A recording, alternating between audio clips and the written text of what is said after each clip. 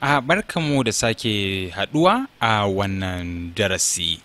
Kamar yadda na yi alkawari za mu yi aiki ne a yanda abokina ya rubuto min wasiƙa, kuma shi ma duk dai ya zo daidai da abin da ya kamata duka mu koya kuma mu sani.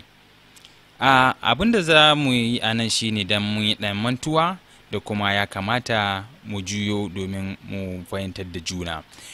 Idan ka tina akwai tsofin talabijin da za ka tarar da cewa dungun tasu ta nan gefe ya yi kwana, kuma tibin yana nan da tumbin nasa. Za ka iya haɗa irin wannan, kuma kana da 'yanci domin ka garwaya shi yanda kake so. Abin da nake nufi a nan ko shine a yayin da ka zana a tsiffa mai dungu hudu, za ka tarar da wani abu makamancin haka a properties bar ɗinka. A nan za ka tarar da wata 'yar ƙaramin kwaɗo. Kwaɗon nan tana nufin cewa duk abin da kama gefe ɗaya to kana ma duka dungun ne, domin idan ɗaya ya zama a lankwashe dole ne dukansu ya zama a lankwashe. Saboda haka idan muka duba za mu ga nan sifili sifili sifili. Idan kuma na fara ƙara lambobin, kuna lura da dungu-dungun za ku ga tana canza yanayi, domin ana samun wata kwantan ɓauna a nan gefen. Saboda haka idan kuwa na koma baya, ina ta koma baya, zai sake tsukewa ya dawo a sifili sifili kuma da sifili. Bugu da ƙari za ka iya ma a gefe ɗaya ko gefe biyu a kwana.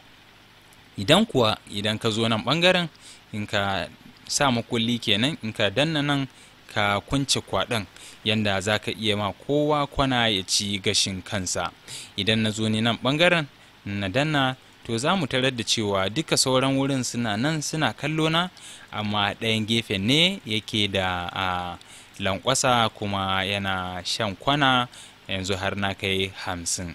Idan ina so nan gefen sai in gangaro da nan sai in ta ƙarawa, ko kuwa zan iya zuwa in rubuta 50 sai in danna enter, kenan zai zama kamar yadda nan ma yake.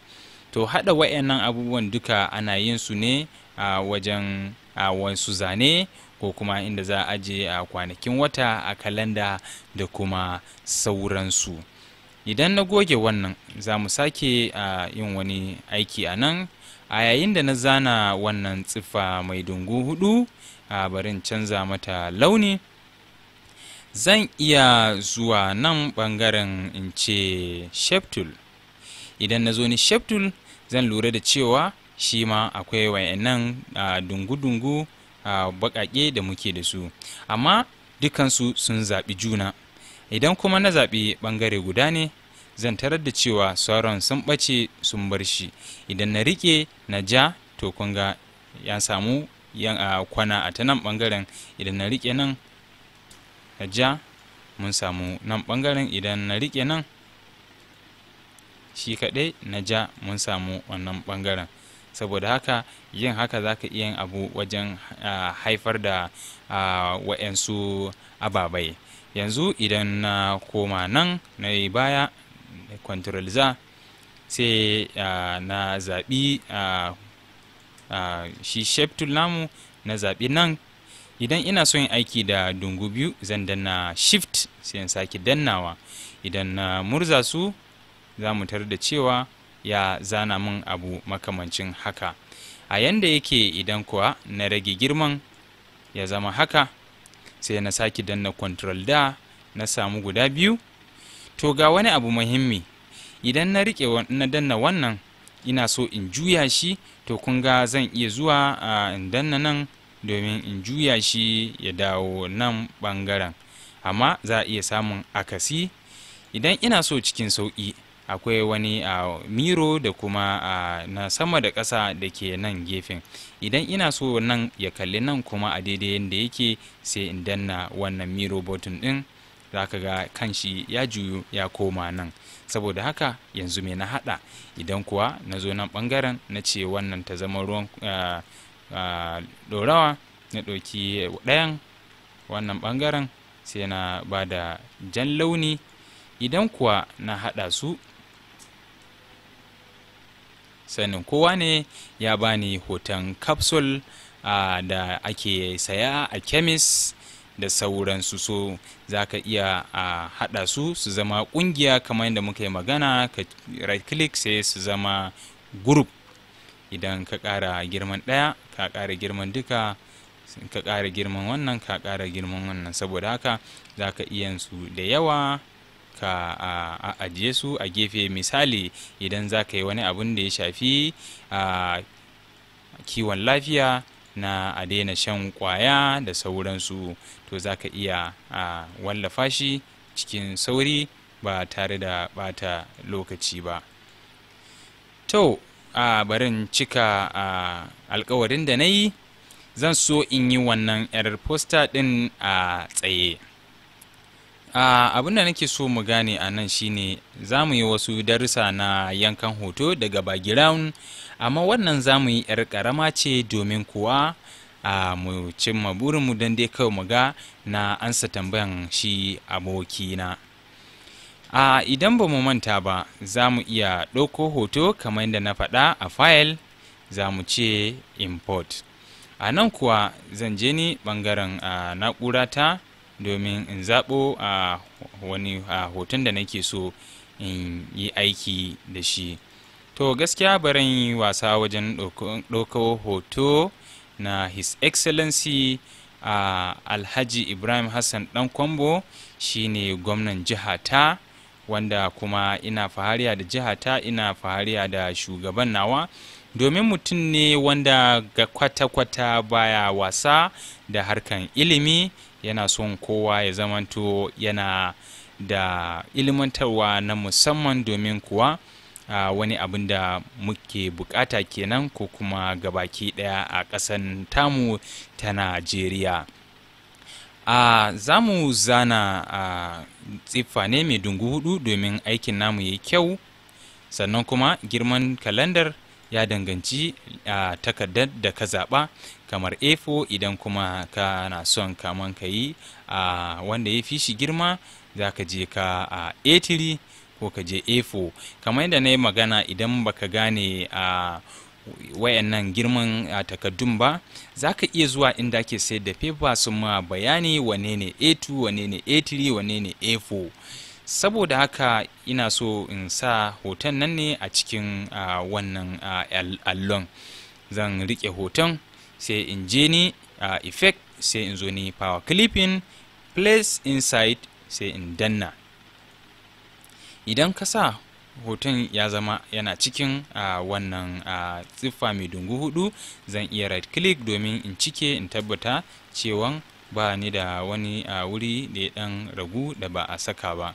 Sannan sai in jera hoton yadda ya kamata. Idan na gama jerawa, sai in ce finish editing tool.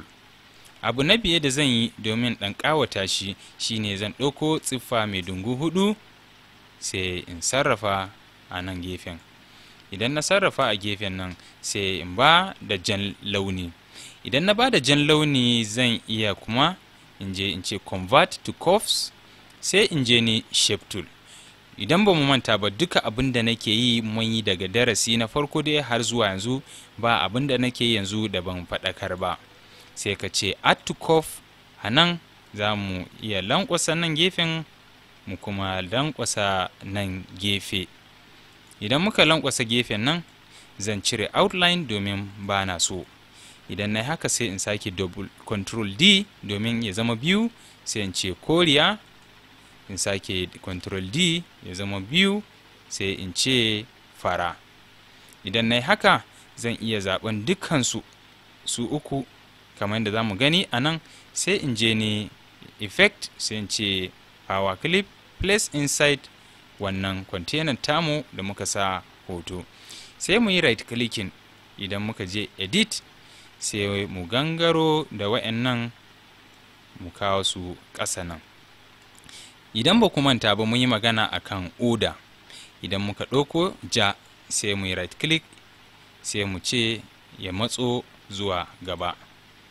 Idan muka sake zuwa nan gefen, sai mu ɗaga ita koriya ta yi sama.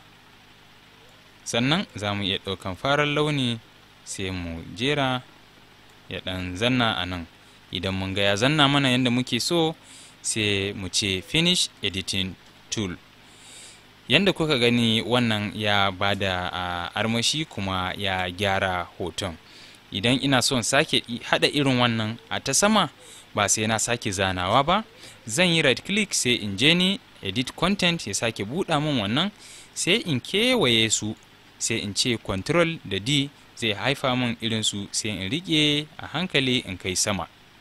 Idan na kai sama, zan zo nan wajen domin ya kifa min shi, sannan kuma na mai da hannun dama hagu, sannan wannan kuma ya mai da shi daga sama zuwa ƙasa. Idan kuwa na jera sai in sauko da shi ƙasa, sannan in ɗan dawo da hoton nan saboda yanayin hulan ya shigo. Idan na gama sai in ce finish editing tool. To kaga yanda ake hada poster kenan. Sannan zan iya rubutu sai in ce man of the people. Idan na yi haka kuwa, zan zo nan in ƙara girman hoton rubutun sai in ajiye. Sannan zan iya neman font da nake so sai in ƙara a nan. Sannan kuma zan iya na yi kuskure a rubutun people, bari mu koma baya domin in gyara. Kamar yadda na gyara, zan iya kuma ba da farin launi a nan ɓangaren, in ja haka, sai kuma in ba da baƙar outline. Sannan zan iya ƙara girman daga hairline ya zo 4, sai kuma in ce fill behind. To na samu abin da nake so. Sannan zan iya matsowa kusa in ba da wannan inuwa ta drop shadow domin ya ɗan ba mu wata siffa mai kyau. Ko da shike wataran drop shadow ɗin yakan ɗan rikice, amma dai kun gane abin da nake nufi. Bari in cire shi kwata-kwata, domin idan na'uranta ta fara ɗaukan zafi, to hakan yake faruwa. Sai dai idan na samu na'ura babba na saya, to zan yi aiki na gadan-gadan cikin sori ba tare da ɓata lokaci ba. Idan ina son ga duka zane na, zan danna F4 domin ya fitar mun da duka pejin. Bugu da ƙari, zan iya wani ƙari a nan, in zana a siffar waina, sai in ba da launi ja, in sake danna Ctrl D, in sake haifar da wani, in sake cewa wannan koriya ce, sannan sai in sake yin wata, sai in ba ta farar launi. Idan na kewaye duka, zan cire outline, sannan kuma zan yi kewaye in align and distribution kamar yadda muka yi ɗazu, in ce wannan na tsakiya, wannan na tsakiya. Idan kuwa na danna apply, to zai jera mun su yanda nake so. Zan sake ɗaukan na baya, sai in duplicating, sai kuwa in right clicking, sai in dawo da shi gaba ta order. Ya zo ya lullube wa'annan, sai kuwa in mai da shi farin launi, sai in zo ni ɓangaren kwalban nan mai dashewa, sai na ja domin ya ɗan ba da alaman akwai ɗan haske-haske a sama. Idan kuwa na gama, sai in shinge dukansu, sai in right clicking, sai in ce group. Idan kuwa na haka, sai in ajiye ko a nan gefe. Idan ina da tutar PDP sai in saka, domin kuwa shi gwamna ɗan jam'iyyar PDP ne. Saboda haka abokina, ina fatan dai na ansa naka tambayar. Za ka iya aiki ba dole ne sai posta irin ta siyasa ba, za ka iya na faɗarkarwa da kuma na talla da kuma dai na fina-finan Hausa da kuma sauransu. A yayin da za mu shiga a darasi na biye, za mu yi aiki ne akan kalanda. Mu haɗu a darasi na biye. Ni Hezako nake cewa na gode.